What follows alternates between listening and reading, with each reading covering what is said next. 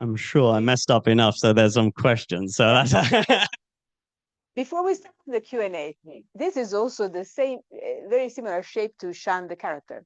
exactly. I don't think they may not know. Yeah. It is in the title, yeah. So for those who are online, look at the title, Shan, that's how you write. Yes, exactly. Sorry. So that I pointed that, and then I stopped the sharing, and we can start with the Q&A. We need an icebreaker. It's always like this. Thank you, Kat. Okay.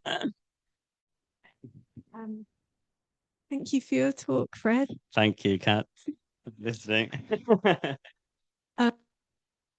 So my question is it's a bit hard for an icebreaker, but it's about you mentioned the evolution of negotiation with the bot. If I understood correctly, rather than your wife, it was the negotiation. Yes. So, I mean, there's a lot to unpack there, but you told us that the work started 9 years ago. Right. And technology has changed a lot over that time. And so I was wondering if you could tell us a little bit about how your process of negotiation with the bot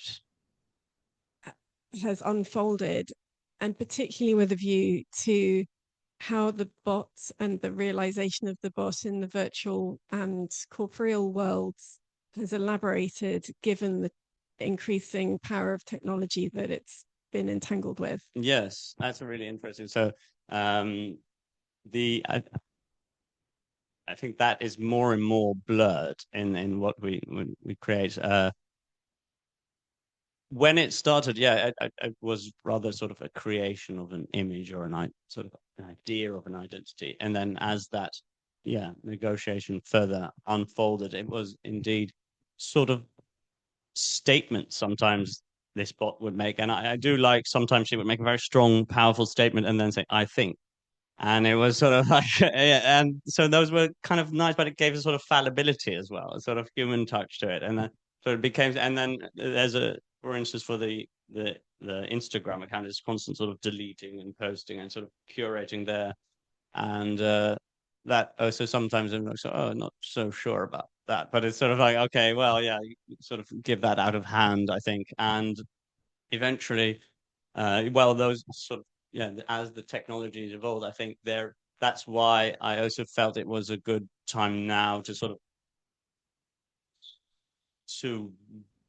show this part. I do think it is a sort of a continuation. I didn't want art is not a sort of a fixed sort of final contained object. It is something that continues, and especially with these technologies as they're evolving so quickly and so much more sort of advanced, I think the question primarily became rather, which I think is interesting to answer in general, is sort of the rather than creation of an object or an artwork as that, or that with these new technologies that can be done instantly and all the time, that we rather create sort of agency and meaning. That became sort of the evolution of that. I want to do that. Thank you. Thanks. Yeah.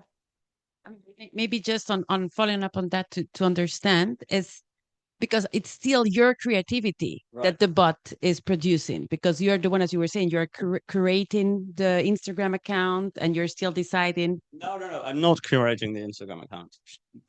It's autonomous. It's autonomous. Yeah. But you still decide which like photos to put up and in which way they should be put up, or no? Well, in this exhibition, yeah, for instance. But so the way I see it is also this exhibition is a sort of temporal sort of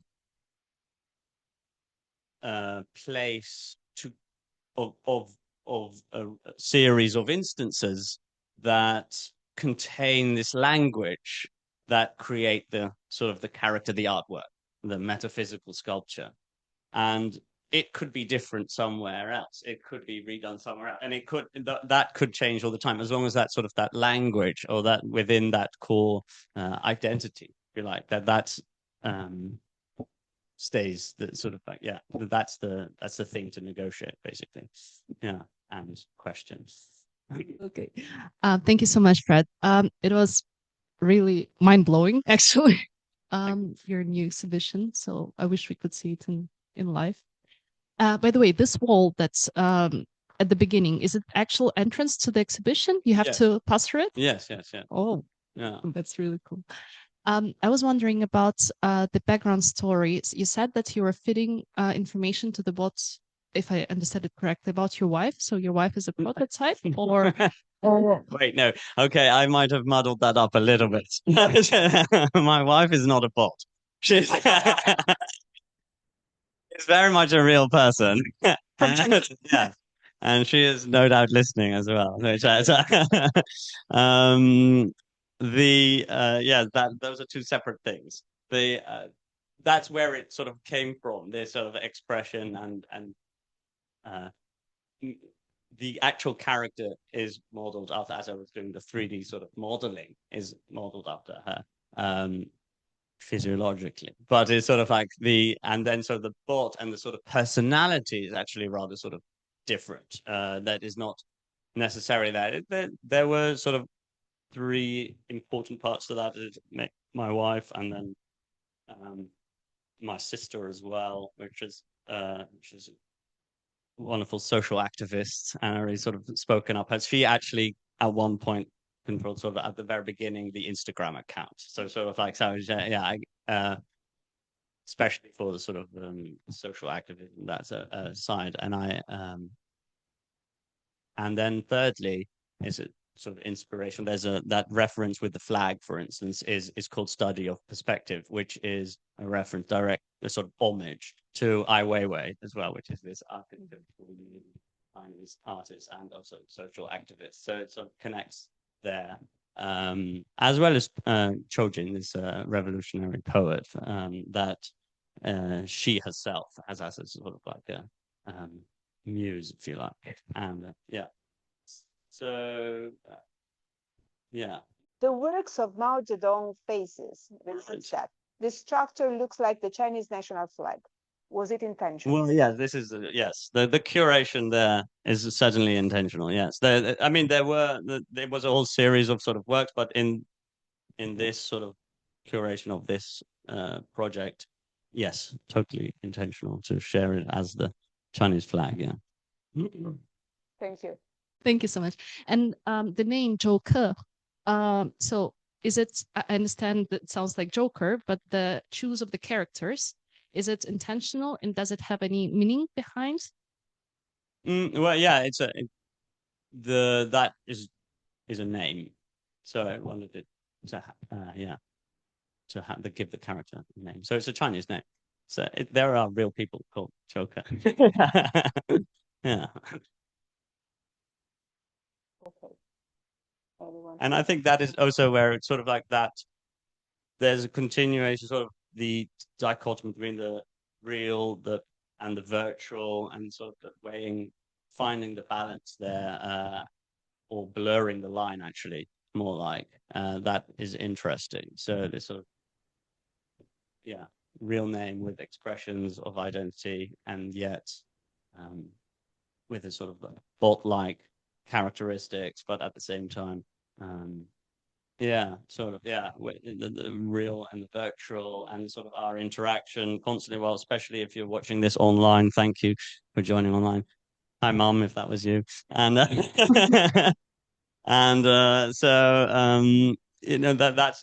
most of our encounters, or like seeing art, or is through a screen, or through some sort of secondary sort of once removed from real. Yeah. Okay, we go again back online. Amy. Hi. Yes. That is my Hello. wife. Yeah. Hi. Thank you very much to Fred. This is very exciting, and thank you very much to Raffaella. This is wonderful. Yes, I have one question, if you don't mind. Oh, no. So ZhouKe is a character, right? So it's a character and the storytelling that you actually built. Yeah, I would like to ask if you will continue building this character and involve with the, I don't know, the current politics of China or maybe the future of China. Yeah. Thank you. That's a good question. So like I said, I think it's now is a good time to sort of show it, and it's a non sort of final version of the artwork. The artwork will continue in its own ways, which is beyond my control, or I'm sort of like ceasing that full control, if you like. And will it continue in different forms? I suppose it could, but as you well know, I also have other sort of projects that I'm working on. So this one sort of constellation, this one artwork, and I also worked on others for the last sort of 7 years on another one and another. So that I have these other sort of storytelling. This is a sort of a first novel, if you like, in the sort of terms of an author, and then so I'm planning to do others, and this one, it might evolve indeed with contemporary China as that evolves, and also it isn't sort of open source, so let's see, perhaps if it is sort of like distributed or picked up in any manipulated or what in any other way, it could be interesting to see how that unfolds. I cannot answer that with full certainty right now. Yeah, I assume so. Yeah. You could Thank have you. never ever done this in China. No, that's a good point. Yeah. So Yeah. can you share how did this happen? Because it's true, I saw that painting in your studio, Yes. but then all the rest, where did you make that? Was it when you arrived in Vietnam? Was Yeah, it so- your way to unwrap your Chinese experience? Right, in a way, yes, that's part of it. Yeah, that was a big sort of part of that sort of identity, I suppose, of having lived in China for 6 years and now in Vietnam for similar sort of time.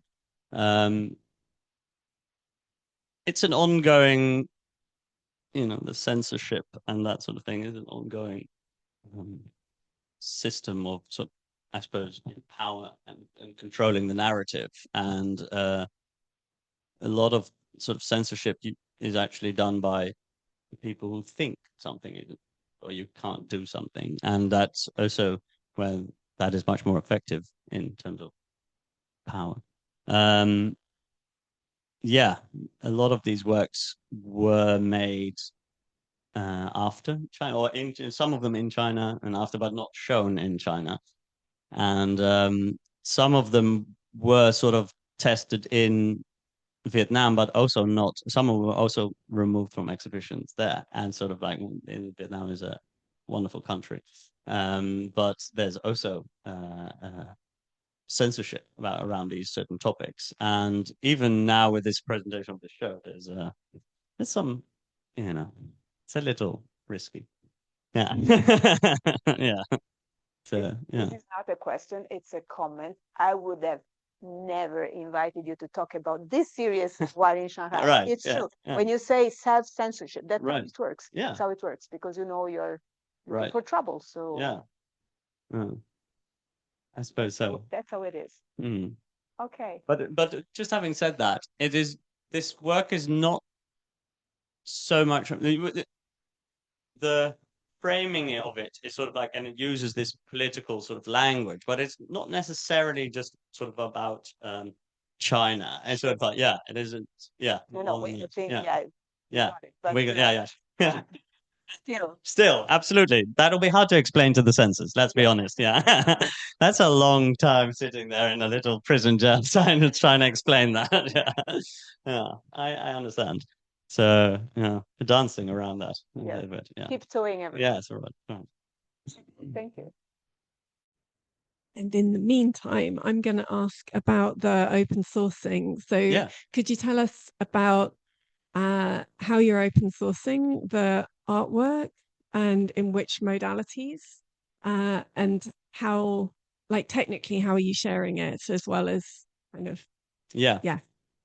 Well, that is sort of in a way. There's sort of all the code or language, all that sort of thing is online. So there's a repositories to you can find all that. Then, having said that, sort of yeah, it's a really good question. I wanted to sort of relinquish control more than anything. Like that was sort of like the sort of the statement. How that is then, is it shared in this sort of way? And then through, I think it was a constant sort of negotiation of sort of authorship, giving things out of hand and that sort of thing. So there is, if that, once that continues, that is, yeah, through the creation of these works, even, I can imagine takes different shape in different the real sort of instances where these ideas are shared in an exhibition space, if you like, then that could change the sort of identity there as well. So, or at least the look and feel. Well, yeah. So, yeah. But yeah, other than that, I sort of like, yeah, the images are sort of shared and in an online repository. So yeah. So I mean, in theory, then it's possible that somebody can replicate ZhouKe, and it feels like when you talk about the installation, it feels like it's all the bits of ZhouKe's personality kind of exploding and hitting the walls of this unique space in Saigon. That's the impression I got from your description. And so this could be replicated by putting ZhouKe in another circumstance with another human kind of helping to elaborate it. How do you feel about that? Like, well, if yeah, ZhouKe has like a different relationship with somebody else, actually, like, and you've put all the time and work and training, I would be really interested to know how you deal with it. Yeah, I think actually that would be fine. I think, yeah, it's sort of, yeah, really okay. It's sort of like, yeah, it's just created and then given it away. Yeah, it's sort of like, yeah, and I'm, like that really depends on how it is used or abused, and it's sort of like, as you depend how I would feel about that. But like the fact to sort of relinquish that control is part of that sort of negotiation. I think there, yeah, that's important more than, yeah, I think that I'm fine with that. Did you? Sorry, I'm going to stop asking questions soon, but I just wondered if you put any restrictions on the licensing in order to no, it's like Creative CC Commons 0. Yeah, exactly. right. CC0. Yeah. Nice. Yeah. Yeah. I mean, this is so that's a complete letting go. Yes. Yeah. Yeah. Powerful. Thank you. Yeah. Thank you. We have one question from Italy. Here they are. Hi. I think they noticed a certain use of yellow and orange, very, very bright in your artworks. Not if that's the question, please, because we're seeing you. Is that the question? So okay, thank you. Why are you using that color? Is it by chance? Is there any message behind? Why this attraction? Yes. Passion. They are using the word the passion. Yes. The passion for this giallo arancio papero, which is it's a yellow orange duck-like. Okay. Yes. Well, I'm really attracted by sort of using the sort of color also as a functional sort of language, and yeah, there's several sort of in industrial capacities or something. There's sort of like the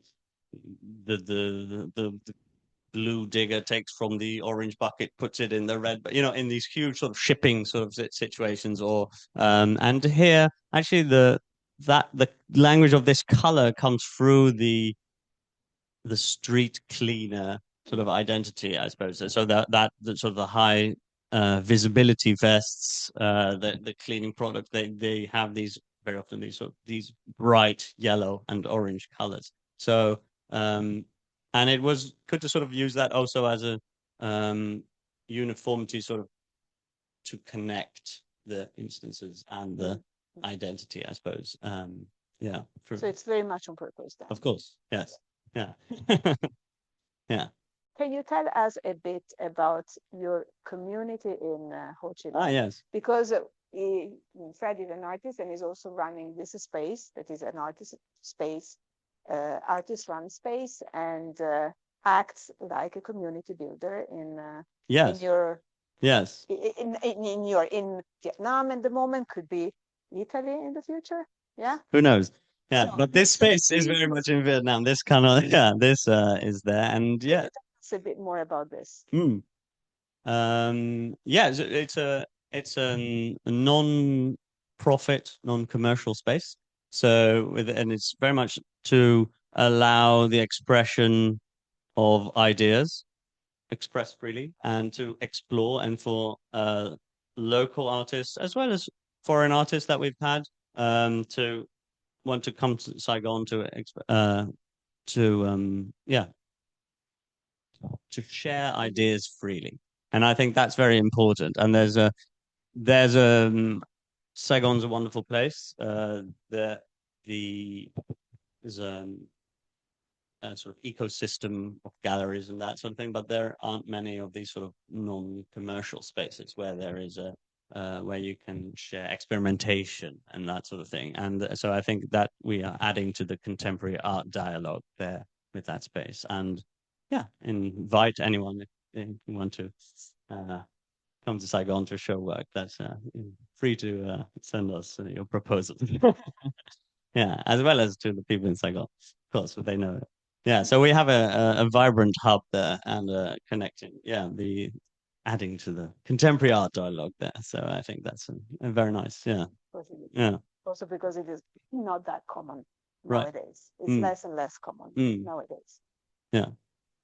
It's wonderful to be able to host sort of exhibitions, to share ideas, to be able to give that space freely to artists to express themselves and not be restricted by sort of commercial sort of incentives, which is really freeing. So it's really good. Yeah. Okay. So I'm sorry I missed the front part, so maybe it's something you discussed earlier, but I was just wondering if your exhibition opened recently, like in Next January? week. Next week. Next Oh, week. so it hasn't. So opened. it's this sort of weird twist of fate where it just so happens that this becomes sort of the public sort of premiere, if you like, and through this sort of virtual world, and it actually fits the whole project very aptly. That is sort of a simulacrum of a show that hasn't quite happened yet, and it's sort of like next week, Friday. Yes. So I think that negates my question because I was just wondering what kind of response you were maybe expecting, or well, I thought it happened. So like if is there something that you would expect to see? Maybe there's some unexpected responses, and in your former work, do those responses feed back into how you approach your work, your future work? Thank you for that question. Well, the one thing I sort of hope that won't happen is that we'll be shut down. And I think that my team, the team there also in Saigon, maybe a good opportunity to say thank you very much to all of them as well for contributing and helping create this, make this possible. As well as a big thank you to Amy as well. The one thing I hope is that it won't be shut down. Basically, that's really the most important thing. And has that happened? Yes. Were works banned before all that? Yes. So all of that is quite worrying. Does that make me not want to do it? No. So it's sort of like, let's give it another try.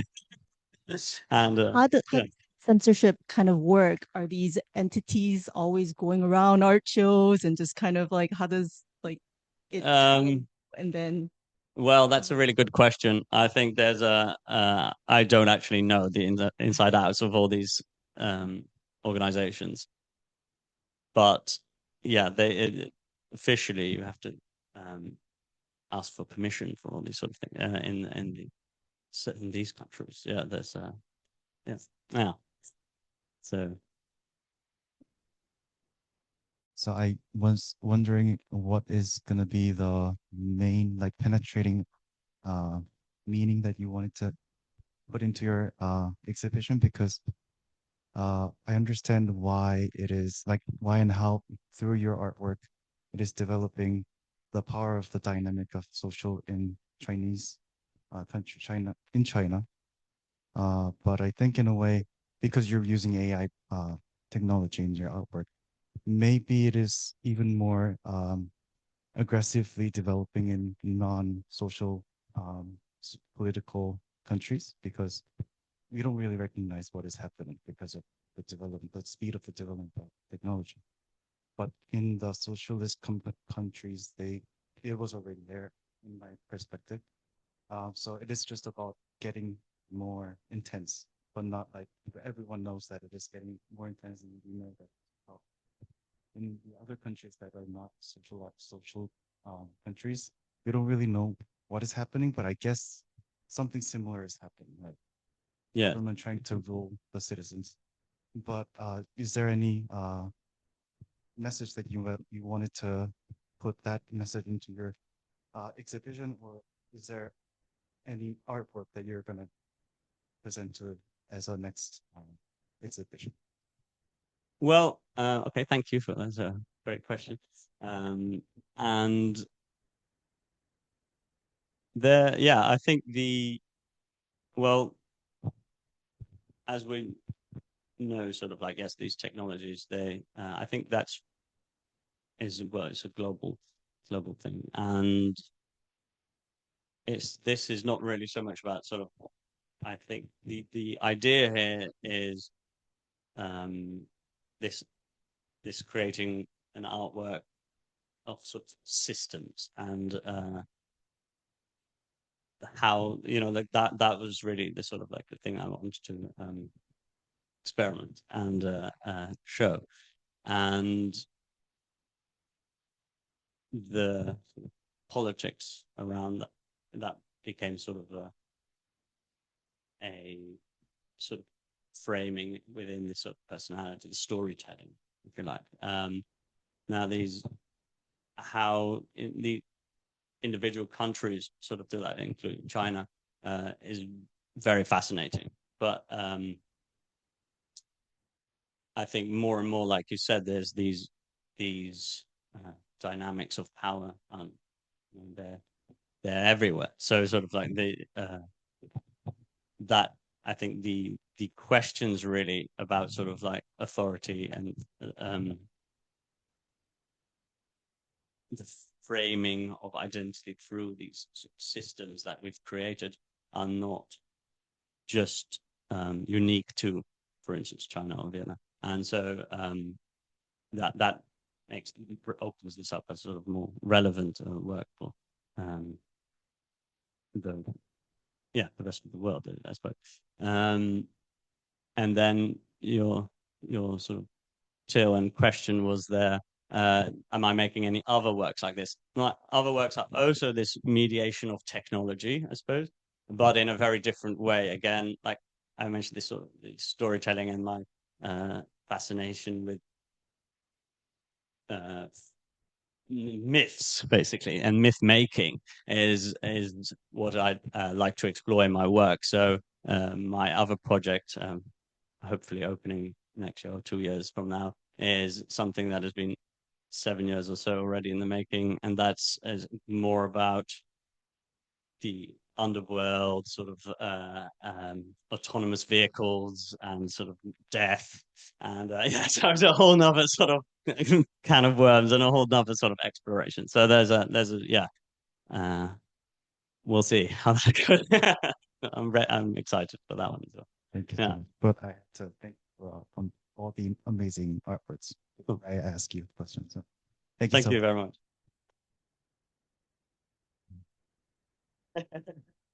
Okay, now I can say it. Okay, ready? class dismissed. Bravo. Thank you very much. Thank you very much. Stay with me 2 more seconds.